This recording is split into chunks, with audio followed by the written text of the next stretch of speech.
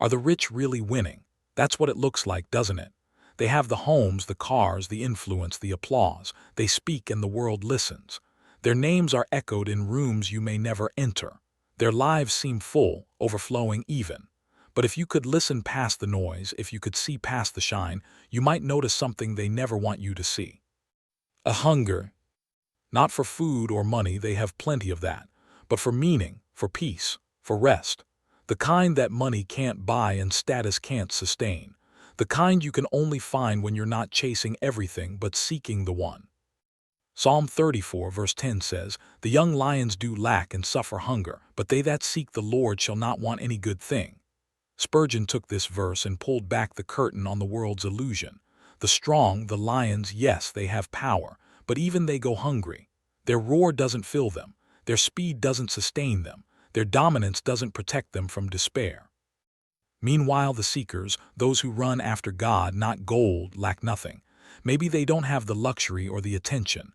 Maybe they're invisible to the world, but their souls are full. Their hearts are fed. They sleep with peace. They rise with purpose, not because of what they hold in their hands, but because of who holds them. This flips the script, doesn't it? The ones you envy may, in fact, be envying you. You see their success.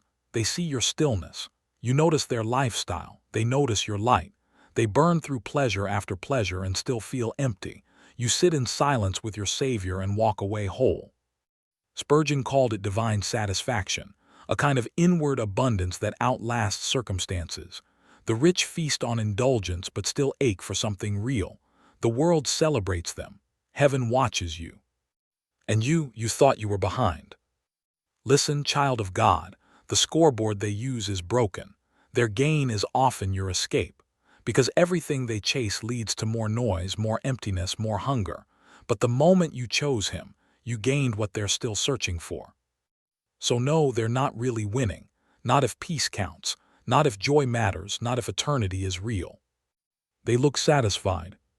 Look again. They move through the world like giants, young lions, strong, dominant, feared. They speak and others follow. They take and rarely have to ask. Everything about them seems unshakable, but the scriptures say otherwise. Psalm 34 verse 10 doesn't flatter them. It says plainly, "The young lions do lack and suffer hunger, not because they aren't capable, but because even the strongest break when they feed on the wrong source." And the source matters more than the size. Strength, money, power, they're loud, they promise much, but they fail in silence. A man can build empires and still crumble alone in a hotel room. A woman can command a crowd and yet weep when the applause fades. What they possess doesn't keep them full, because deep down, every soul was designed to feed on something eternal. And when you ignore that, you starve, no matter what's on your plate. Meanwhile, there's another kind of person, the seeker. They don't roar, they pray. They don't chase, they follow. They don't demand, they trust. They may not be visible on the world's stage, but heaven sees them. And here's the promise: they shall not want any good thing. Not because they manipulate blessings, but because they stay close to the blesser. This is what Spurgeon saw so clearly. The world rewards pride and presence, but God fills those who come empty, those who bow low, those who hunger for righteousness, not recognition. And when He fills them, they don't just survive, they overflow. Maybe you've looked at your life and thought, "I must be losing." Your bank account is thin. Your calendar isn't glamorous. Your followers are few. But have you checked your soul? Because if you're walking with the Lord, if you're still hungry for His word, if you sleep with peace and wake with purpose, baby, you're not losing. You're living. You're not empty, you're held. So the next time you catch yourself wishing for what they have, pause and ask what it cost them. Because some climb high just to realize the air up there is thin, cold, and quiet. They sparkle, but they starve. You may not shine, but you're fed. And heaven calls that victory. It's one of the greatest illusions of our age, mistaking visibility for value. The world sees the rich, the powerful, the trending, and assumes they must be winning. But heaven counts differently. It doesn't count what you have. It counts what holds you. And for many who seem to have it all, what holds them isn't peace, it's pressure. Spurgeon described the lion as the symbol of youth, strength, self-sufficiency. But even lions grow weak when they depend on themselves. Even kings grow tired. The world applauds those who rise on their own. God blesses those who fall at his feet, and in the end, only one group walks away full. The seekers. Those who seek the Lord lack no good thing, not because they manipulate life into working for them, but because they've surrendered to the one who already holds all things. They've made peace with not being first, not being loud, not being celebrated. They've chosen intimacy over influence, and in return, they're satisfied. This is the upside-down kingdom. The last become first. The humble are lifted up. The ones the world overlooks are the ones heaven watches with delight. Maybe you're one of them. Maybe you've been quiet for too long, watching others rise, wondering if your obedience even matters, if your sacrifices are seen, if your waiting will ever be worth it. Hear this clearly, beloved. Your quiet faithfulness is not forgotten. Your hunger for God has not gone unnoticed. You lack nothing, not because your life looks full, but because your spirit is rooted in the only source that never runs dry. Let them chase, let them consume, let them roar. You stay close, you keep seeking. Because the ones who seek don't just survive, they sing in the silence. They stand in the storms. They find joy where others collapse. The rich aren't always winning. In fact, many are running from emptiness, from fear, from the silence they've filled with distractions. But you're walking with the shepherd, and he's already gone ahead. So no, you're not behind. You're just following a different map. There's a kind of strength that can't be bought, a quiet, rooted power that doesn't make headlines but moves heaven. It's the strength of the one who knows where their help comes from, not from hustle or wealth or recognition, but from the Lord who made heaven and earth. And that kind of strength, real strength, is rare in a world obsessed with image. Spurgeon saw it clearly. The young lions in all their glory still suffer hunger. Why? Because their power is temporary. Their dominance is fragile. The world praises them now, but it won't feed them forever. In fact, the very thing that makes them impressive might be the thing that blinds them to their need. That's the tragedy of pride. It fools you into thinking you're full, even while your soul is starving. But the seekers, they come empty on purpose. They don't pretend, they don't mask their hunger. They bring it to the feet of Jesus and say, "Only you can satisfy me." And he does. He always does. You may not have what they have, but they don't have what you carry. They've got things. You've got truth. They've got speed. You've got direction. They've got noise. You've got peace. And no amount of applause, attention, or affluence can imitate that. Think of it this way. Their lives may look like a feast, but it's one without substance. A table full of flavor but lacking nourishment. Meanwhile, you eat the bread of life. It may look simple. It may not impress the world, but it fills you to the core. It satisfies your soul, and it never runs out. That's why some of the richest people in the world can't sleep at night. That's why some of the most famous still feel invisible. That's why some of the loudest voices still feel unheard. Because what they really crave, peace, identity, purpose, can't be bought. It's found in seeking. It's found in surrender. It's found in Him. So the next time you feel less than, remember this. Your joy isn't determined by your income. Your worth isn't measured by your influence. Your future isn't in the hands of the system.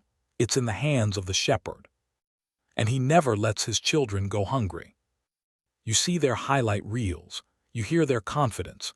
You scroll past their curated joy, and part of you wonders, what am I doing wrong? But the truth is, the most dangerous hunger is the one that hides behind smiles. The most deceptive emptiness is the kind that looks like success.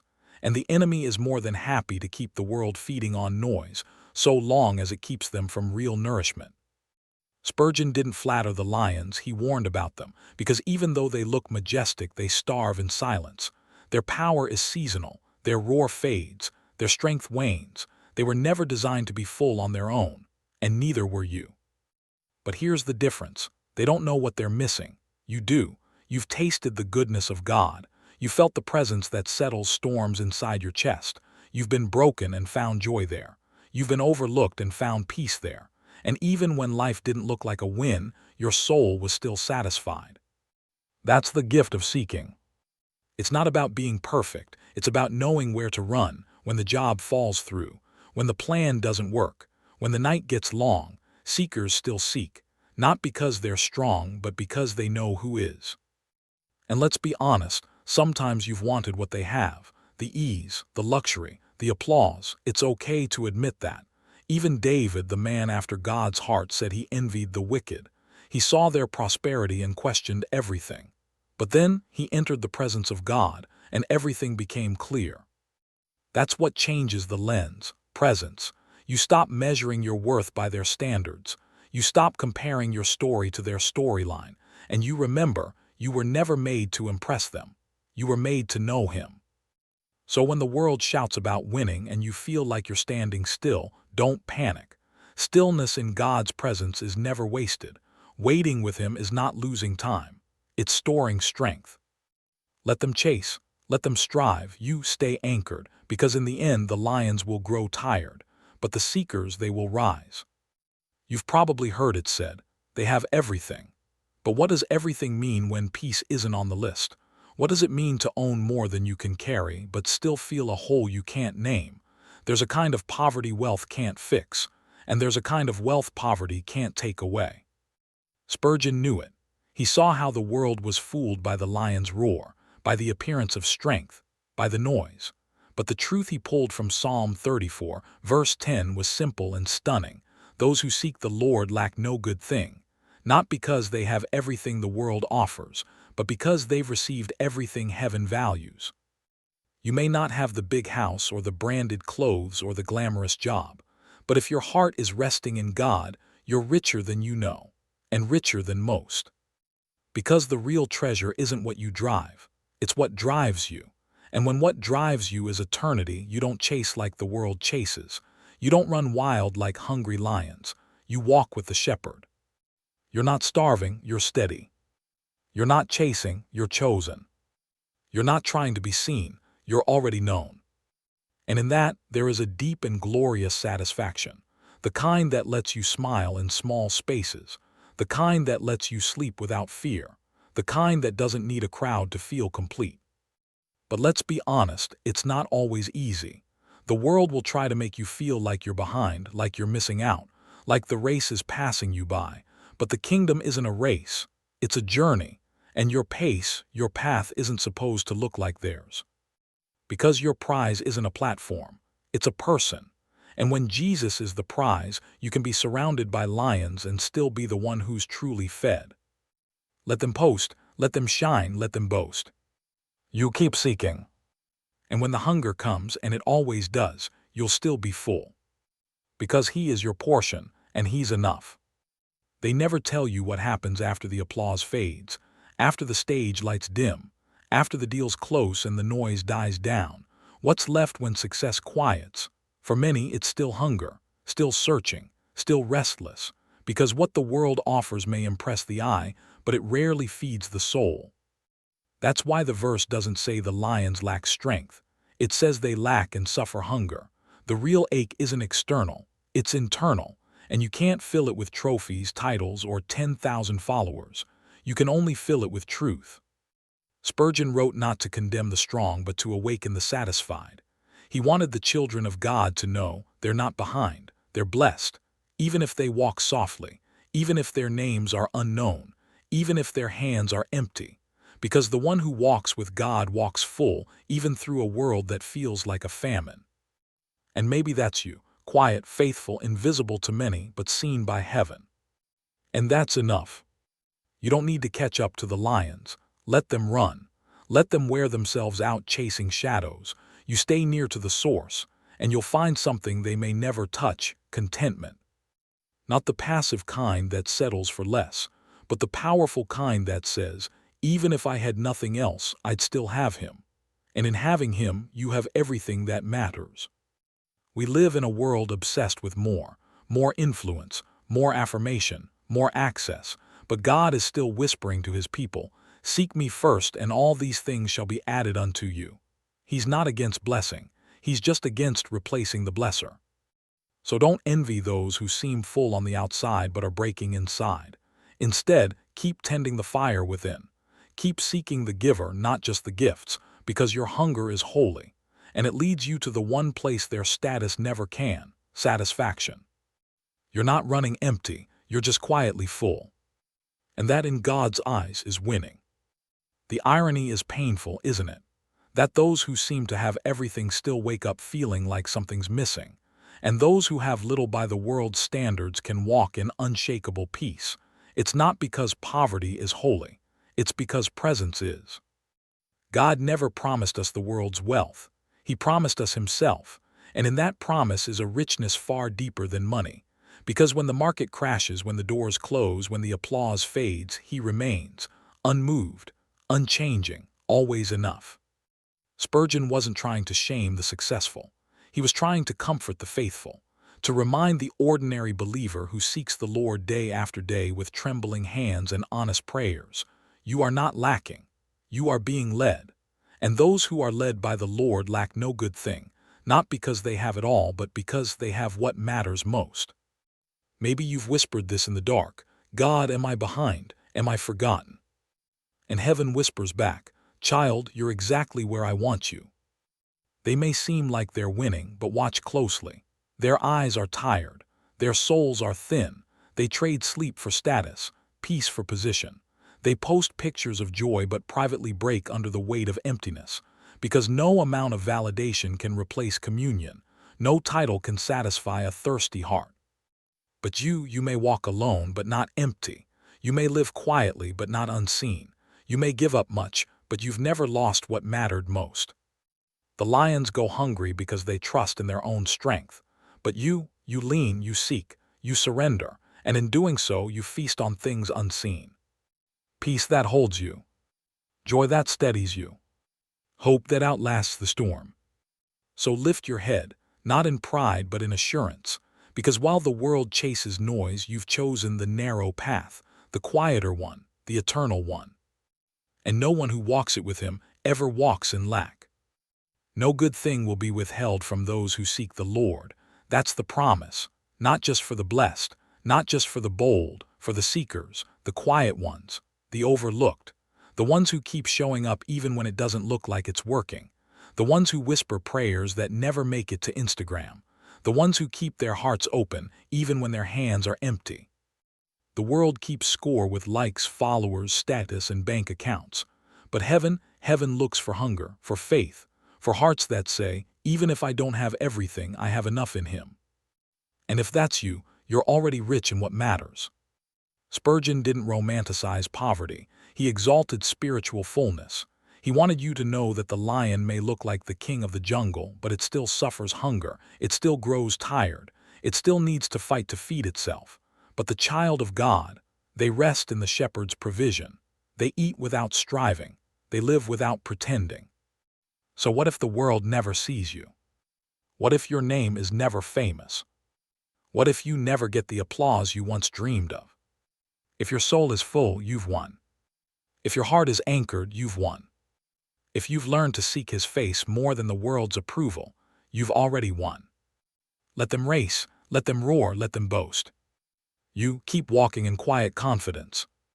Keep seeking first the kingdom. Because one day the gold will fade, the titles will vanish, the noise will stop, and in that silence only one thing will matter. Did I seek Him? Did I know Him? Was He enough? And for those who say yes, for those who live it now, there will be no regret, only joy, only fullness. Only the satisfaction of a soul who chose the narrow way and found more than the world ever promised. You are not behind. You are not forgotten. You are full, because you have Him. And if this message awakens something in you, don't let it fade. Don't scroll past the whisper of the Holy Spirit. Subscribe now, not just to a channel but to a deeper journey. A life of fullness in a world that always wants more. You're not alone in this hunger. We're rising together. Let's keep seeking, let's keep walking, let's live truly satisfied.